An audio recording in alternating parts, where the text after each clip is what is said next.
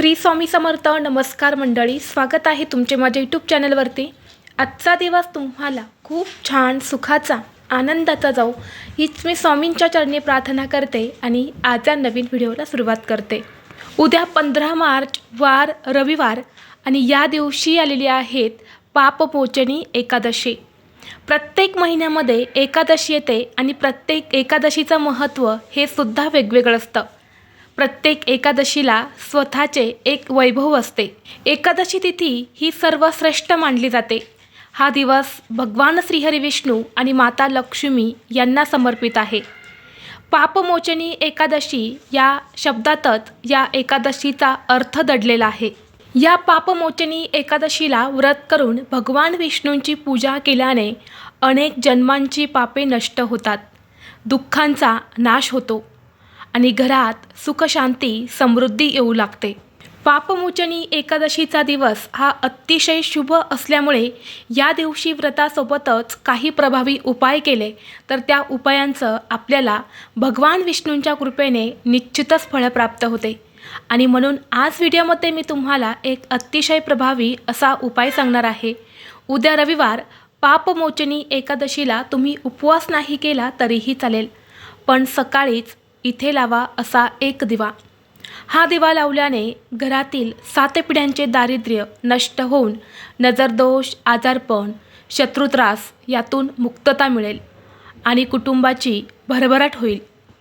तर हा दिवा कुठे लावायचा आहे, कसा लावायचा आहे, कोणत्या वेळेत लावायचा आहे याबद्दलची संपूर्ण माहिती या व्हिडिओमध्ये मी तुमच्यासोबत शेअर करणार आहे.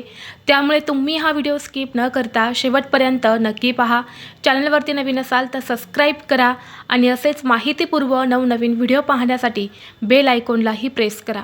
म्हणजे जेव्हा कधी मी नवीन व्हिडिओ अपलोड करेल त्याचं नोटिफिकेशन सर्वात अगोदर तुम्हाला भेटेल आणि तुम्ही एक पण व्हिडिओ मिस करणार नाही. तसेच हाईप बटनला देखील क्लिक करा. आज या व्हिडिओमध्ये मी तुम्हाला जो उपाय सांगणार आहे तर हा उपाय आपल्याला उद्या रविवारी पापमोचनी एकादशीला करायचा आहे. दुपारी 12 वाजल्याच्या आत आपल्याला हा एक दिवा जो आहे तर तो आपल्या घरात एका ठिकाणी लावायचा आहे. पापमोचनी एकादशी म्हणजे सर्व दुःखांचा नाश करणारी अशी ही एकादशी तिथी मानली जाते. या दिवशी असा हा दिवा जर आपण आपल्या घरात लावला तर आपल्या घरातील सर्व दुःखांचा, अडचणींचा नाश होतो आणि आपल्या घराची लक्ष्मीच्या कृपेने भरभराट व्हायला सुरुवात होते. कारण दिवा हा ज्ञानाचे आणि प्रकाशाचे प्रतीक मानला जातो. ज्या प्रकारे दिव्याचा लख्ख प्रकाश असतो तसाच प्रकाश आपल्या आयुष्यामध्ये सुद्धा येत असतो. कारण दिव्याला दारिद्र्य नष्ट करण्याचे साधन मानले जाते. दिव्याचे पूजेमध्ये खूप मोठं धार्मिक महत्त्व आहे. कारण दिव्याशिवाय कोणतीही पूजा ही पूर्ण होत नाही. आणि असा हा दिवा जर आपण उद्या पापमोचनी एकादशीला आपल्या घरात लावला तर देवी लक्ष्मी आणि भगवान श्रीहरी विष्णू हे आपल्यावरती प्रसन्न होतात.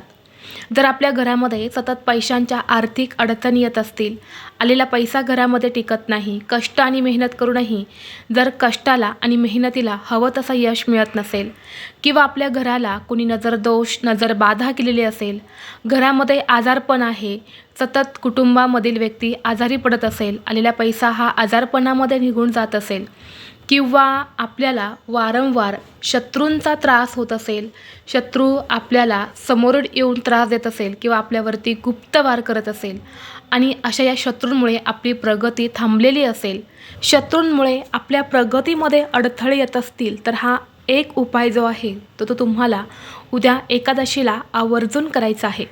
उपाय करण्यासाठी सर्वप्रथम उद्या सकाळी लवकर उठायचं आहे. एकादशीच्या दिवशी स्नानाला खूप जास्त महत्त्व असतं. तुम्ही उपवास करा नाहीतर करू नका, परंतु तुम्हाला अंघोळीच्या पाण्यामध्ये चिमूटभर हळद टाकून आवर्जून स्नान करायचं आहे. यानंतर आपल्या देवघरातील देवांची विधिवत पूजा करून घ्यायची आहे. देवघरामध्ये जर भगवान विष्णूंची मूर्ती असेल, फोटो असेल तर स्वच्छ फोटो पुसून घ्या. मूर्ती असेल तर अभिषेक करा, किंवा विठ्ठलाची मूर्ती तुमच्या देवघरामध्ये असेल तर त्या मूर्तीवरती अभिषेक करायचा आहे. त्यांना पिवळी फुलं, पिवळ्या रंगाचा नैवेद्य, तुळशीपत्र अर्पण करायचे आहे. धूप दीप अगरबत्ती लावून आपल्या घरातील वातावरण हे प्रसन्न करायचं आहे. आणि यानंतर लगेचच तुम्हाला हा जो उपाय आहे तर हा करायचा आहे. उपाय करण्यासाठी तुम्हाला थोडंसं गव्हाचं कणिक मळायचं आहे. कणिक मळताना त्यामध्ये हळद घालायची आहे आणि एक कणकेचा तुम्हाला 9 मुखी दिवा तयार करायचा आहे.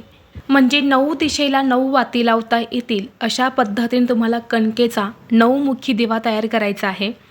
जर 9 मुखी दिवा तयार करणं शक्य नसेल तर तुम्हाला कणकेचा एकच मुखी दिवा तयार करायचा आहे आणि एका साईडलाच तुम्हाला 9 वाती ज्या आहेत तर त्या एकत्र करून घ्यायच्या आहेत आणि अशा 9 वाती तुम्हाला लावायच्या आहेत आणि शक्य असेल तर 9 दिशेला 9 वाती येतील अशा पद्धतीने सुद्धा तुम्ही या 9 वातींचा दिवा लावू शकता. जी पद्धत तुम्हाला योग्य वाटेल त्या पद्धतीने तुम्हाला हा 9 मुखी दिवा जो आहे तर तो तयार करायचा आहे. यानंतर तुम्हाला एक प्लेट घ्यायची आहे. प्लेटमध्ये हळदीने तुम्हाला स्वस्तिक काढायचं आहे. त्या स्वस्तिकवर तुम्हाला हा जो दिवा आहे तर हा ठेवायचा आहे. यानंतर तुम्हाला तुमच्या देवघरामध्ये माता लक्ष्मी आणि भगवान विष्णूंची मूर्ती असेल, फोटो असेल तर त्यांची विधिवत तुम्हाला पूजा करायची आहेत आणि त्यांच्यासमोर हा जो 9 मुखी दिवा आहे तर हा आपल्याला लावायचा आहे. या दिव्यामध्ये शक्यतो तुम्हाला तूपच घालायचं आहे. शुद्ध गाईचं तूप घालण्याचा जास्तीत जास्त प्रयत्न करा. शुद्ध गाईचं तूप नसेल तर तेल घातलं तरीसुद्धा चालेल. यानंतर या दिव्याला हळद, कुंकू, अक्षदा तुम्हाला फुले अर्पण करायची आहे आणि यानंतर पूजा केल्यानंतर तिथेच बसून तुम्हाला एक वेळा कनकधारा स्तोत्राचं पठण करायचं आहे. यानंतर भगवान विष्णूंच्या विष्णू सहस्रनामाचं पठण करायचं आहे आणि दोन्ही हात जोडून तुमच्या जीवनात ज्या काही समस्या आहे, ज्या काही अडचणी आहेत तर त्या दूर होण्यासाठी प्रार्थना करायच्या आहेत. असं केल्याने अनेक जन्मांची पापे नष्ट होतात. घरातील दारिद्र्य, नजरदोष, आजारपण, शत्रूंचा त्रास हा सुद्धा दूर होतो आणि म्हणून असा हा एक उपाय तुम्हाला नक्की करायचा आहे. आपल्या ज्योतिषशास्त्रामध्ये सांगितलेला हा उपाय आहे आणि तोच उपाय मी तुमच्यासोबत शेअर केलेला आहे. दिवा दुपारी विझल्यानंतरनं तो दिवा तुम्हाला एखाद्या मोठ्या झाडाखाली नेऊन टाकायचा आहे.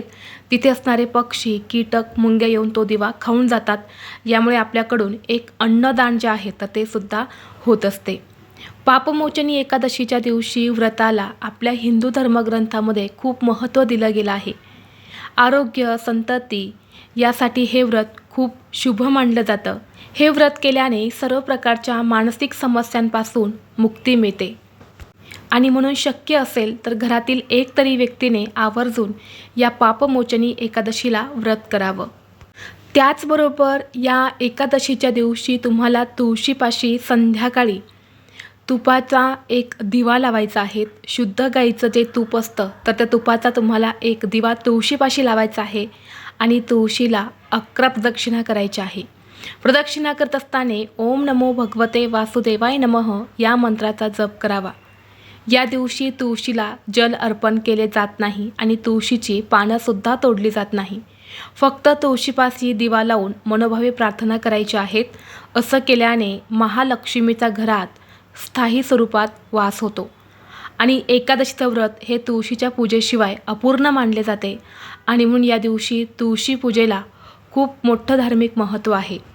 त्याचबरोबर जर भरपूर दिवसापासून तुमच्या मनामध्ये एखादी इच्छा असेल, प्रत्येकाच्या मनात काही ना काही इच्छा असते आणि हीच आपली इच्छा पूर्ण होण्यासाठी आपण आयुष्यामध्ये भरपूर प्रयत्नसुद्धा करत असतो. परंतु कधीकधी कितीही प्रयत्न केले तरीही आपल्या प्रयत्नांना यश मिळत नाही आणि आपल्या इच्छा मनोकामना या देखील पूर्ण होत नाही. परंतु या पापमोचनी एकादशीला जर आपण हा उपाय जर केला तर नक्कीच आपल्या सर्व इच्छा मनोकामना ह्या पूर्ण होतात. इच्छापूर्तीसाठी तुम्हाला या पापमोचनी एकादशीच्या दिवशी एक विड्याचं पान घ्यायचं आहे, ज्याला खाऊचे पान देखील म्हटले जाते. त्या पानावर तुम्हाला हळदीने श्री हा शब्द लिहायचा आहे आणि हे पान तुम्हाला माता लक्ष्मीच्या चरणी अर्पण करायचं आहे. त्यानंतर दुसऱ्या दिवशी हे पान तुम्हाला तुमच्या पैशांच्या तिजोरीमध्ये ठेवायचं आहे किंवा तुमच्या पर्समध्ये ठेवायचं आहे. यामुळे आपल्याला कधीही पैशांची कमतरता ही जाणवत नाही. नवीन मार्ग जो आहे तर तो आपल्याला मिळत असतो. तसेच आपल्या सर्व इच्छा मनोकामना ज्या आहेत तर त्यासुद्धा पूर्ण होत असतात आणि म्हणून हा एक उपायसुद्धा तुम्ही उद्या पापमोचनी एकादशीला करू शकता. तर हे सर्व उपाय जे आहे तर ते अतिशय प्रभावी उपाय आहेत. त्यामुळे तुम्ही नक्कीच उद्या हे तिन्ही उपाय जे आहेत तर ते नक्कीच करू शकता.